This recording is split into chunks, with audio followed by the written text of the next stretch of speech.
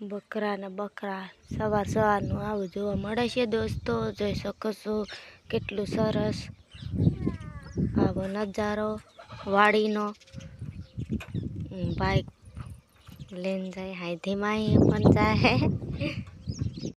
So finally દોસ્તો અત્યારે હું ક્યાં બેઠો છું તમે એ જ વિચારતા હશો. થંબનેલ ટાઇટલ જોઈને આવી ગયા છો તો બસ એન્ડ સુધી બન્યા રહેજો. હું અત્યારે બેઠો છું સરગવાના સાંયે અને અત્યારે પાણી વાળી રહ્યો છું દોસ્તો આપણે ગવારમાં.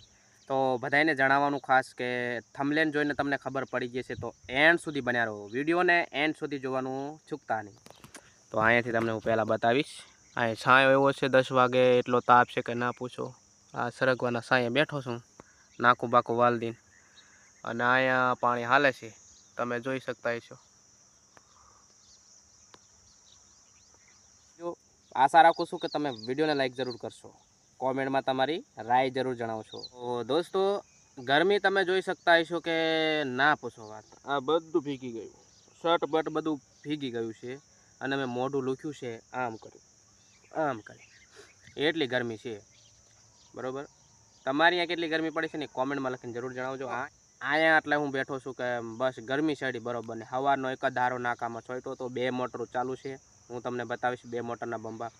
ખાસ વાત જણાવવા માગું છું, હું ઘણા સમયથી વ્લોગ અપલોડ કરતો આવું છું પણ દોસ્તો મને એવું લાગે છે કે આ ચેનલમાં પણ હું હારી જઈશ. આ ચેનલમાં હારી જઈશ તો કંઈક બીજું કરવાનું મને અંદરથી ફિલિંગ નહીં થાય. બસ થોડોક સપોર્ટની જરૂર છે. સપોર્ટ કરો.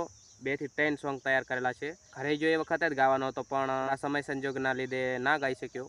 પણ હવે તો રેડી એના હિસાબે જ જવું છે. તમારા ધ્યાનમાં કોઈ સ્ટુડિયો સારો હોય તો કોમેન્ટમાં જરૂર લખીને બતાવીજો. આપણે એ સ્ટુડિયો પર જઈને જરૂર આપણે એક સોંગનું રેકોર્ડિંગ કરીશું.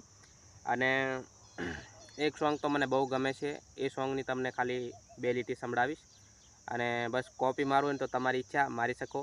મેં ઉતાર્યું નથી એટલે તમે મારી શકો છો. ખાલી 2 લીટી સંભળાવીશ, એ સાંભળ્યા પછી તમને કેવું સોંગ લાગ્યું કોમેન્ટમાં લખીને જરૂર જણાવજો. હો તમે રાખ્યું હતું રે બીજાનું, તમે રાખ્યું બહુ જાન બીજાનું, ના થોડું રાખ્યું રે અમારું, ના થોડું રાખ્યું રે અમારું.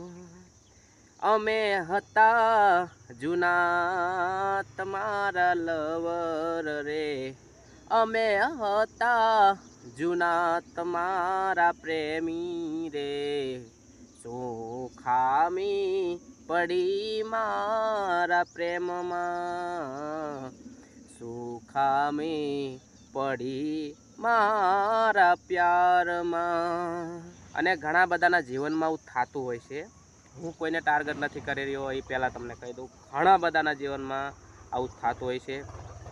એટલે મારા જીવનમાં એવું થયું નથી પણ આવું થતું હોય એટલે મારી એક ઈચ્છા છે કે આવું સોંગ બનાવું.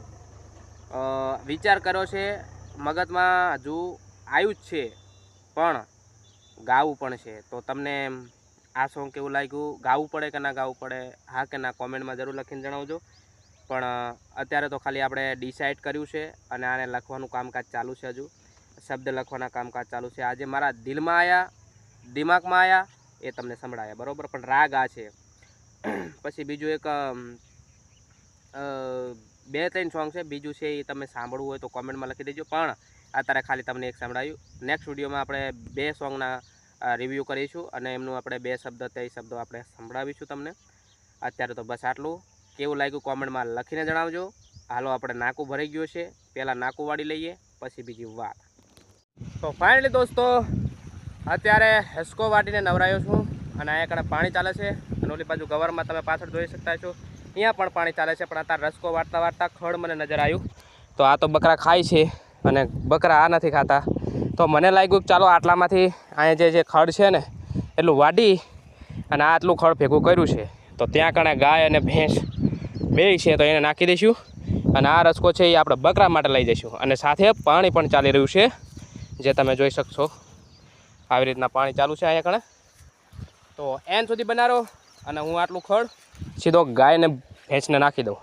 તો આ લઈ લઉં ફટાફટ અને તમે એન્ડ સુધી બનાવો. તો દોસ્તો ભેંસને અને ગાયને ખડ નાખી દીધું છે ઓલરેડી. તમે જોઈ શકો છો ગાય કેટલી દુબળી પાટલી હતી, પણ અહીંયા આવ્યા પછી એટલું ખડ મળે છે ને અહીંયાથી શેઠ બેટ બધા આવે યાર નાખીએ છીએ અહીંયા જાર એમના માટે. રચકો ને બચકો ને અમે અમારા જેવા બધા હોય એ નાખતા રહીએ છીએ. સેવા એટલી થાય છે ને તો ગાય એકદમ તાજી થઈ છે અને ભેંસ પણ તાજી થઈ છે. તમે જોઈ શકો છો આવું ખડ અમને ખાવાનું મળે છે અને એમાં ભેંસને વધારે મળી જશે એટલે એને આપણે થોડુંક ઓછું કરી દઈશું. ત્યાં જઈ લાકડી તો એને થોડુંક ઓછું કરવામાં જ આવશે, નકર તો આ સુધરશે નહીં. બહુ ઠેકડા મારે છે અમને જોઈને બધાને. તો દોસ્તો આવી રીતના આપણે સેવા થોડીક કરીએ છીએ. આપણે અહીંયા કોઈ લાગ પાગ નથી, પણ એક જીવ કોઈનો વાક નથી કરતો અને કોઈનો ગુનો નથી કરતો. એટલા માટે આપણે એને થોડું ઘણું મનથી લાગે છે કે આપણે થોડુંક આપીએ ખાવાનું, અને આપણે હાથથી મહેનત કરીને આપવામાં શું વાંધો છે. તો એના હિસાબે આપણે નાખી દીધું છે. ના છે લીંબોડી અને અહીંયા કણા પાણીનો બંબો ચાલે છે પાણીનો, તમે જોઈ શકો છો. એક એ રસકામાં જાય છે પાણી. તો ચલો રસકામાં આપણે નાકું ભરાઈ ગયું છે તો એ વાળી લઈશું. અને કુંડી પણ ભરી દીધી છે ગાયને ભેંસને પાણી પાવા માટે, એકદમ ક્લીન ભરી દીધી છે. અને હવે અહીંયા ચાલે છે પાણી અને એક બીજો બંબો ત્યાં આગળ ચાલે છે.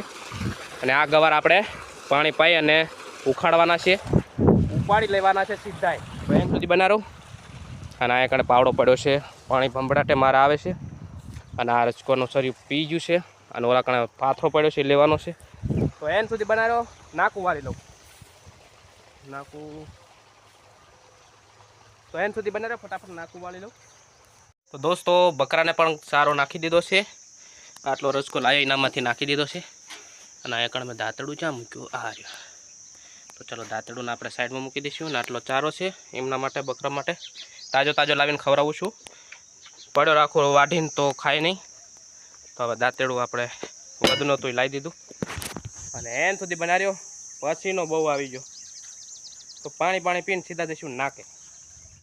જોઈ શકો છો આ શું કરતી હશે એ તમને ખબર જ હશે. જોઈ શકો છો આ રોટલા બનાવવા જઈએ છે તાણે જ આવું થયું. નકર થાય આવું? હે બેટા શું કરવા જતી? જોઈ શકો છો આખો લોટ ને લોટ.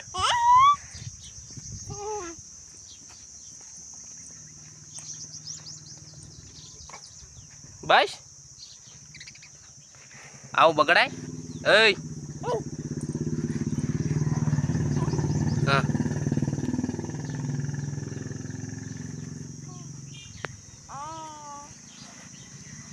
દોસ્તો અત્યારે ધીમાહી રાંધવાનું રાંધે છે, કારણ કે બપોરનો ગાળો છે. અત્યારે 11:30 થયા છે.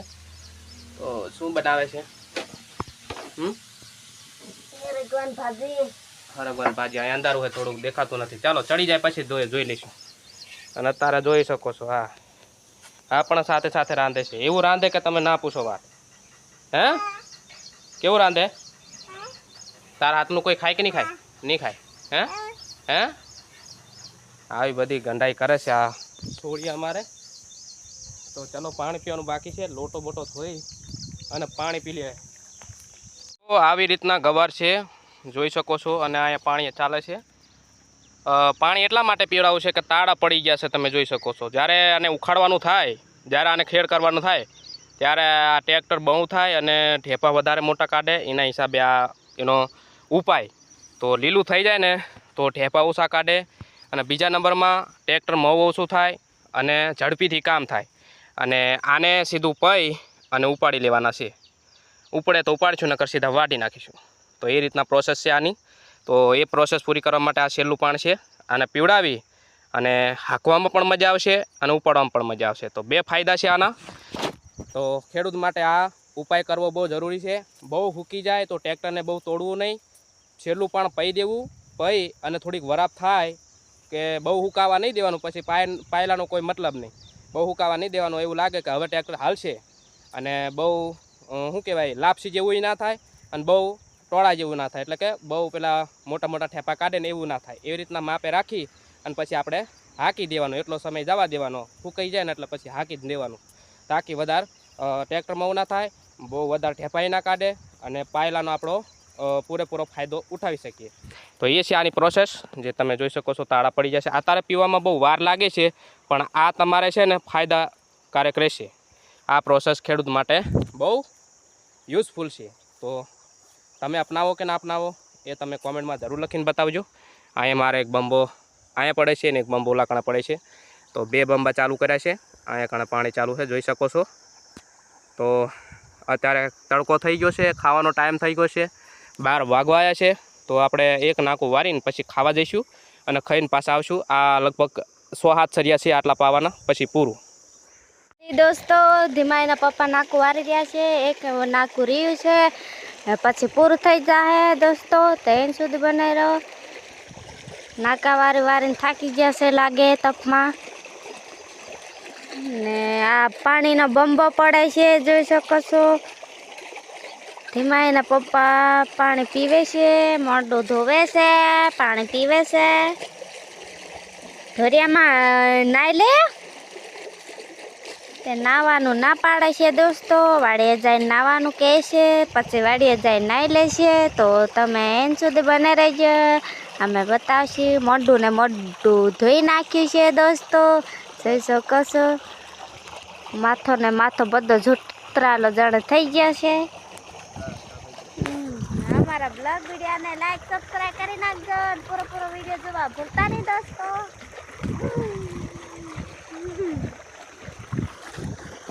સો ફાઇનલી દોસ્તો આવી ગયા છે આપણે ચા કરે છે, ત્યાં તમે જોઈ શકો છો.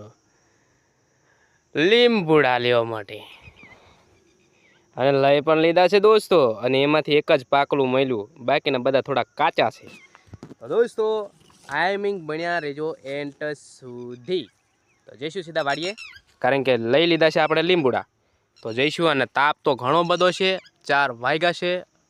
આ સૂર્યનારાયણ થોડો પલપલ કરે છે. અને આ લીંબુડા તમે જોઈ શકો છો, સરસ મજાની લીંબી છે. અને લીંબુડા એવા મસ્ત લાગ્યા છે ને, તો એમાં આપણે લીંબુડા લઈ લીધા છે. અને તાપમાન થોડુંક વધારે છે, લીંબુ શરબત જઈને પીવું પડશે મારા વાલીડાઓ. એન સુધી બન્યા રહો. આટલું બધું શરબત 4 જણા પીવાના છે.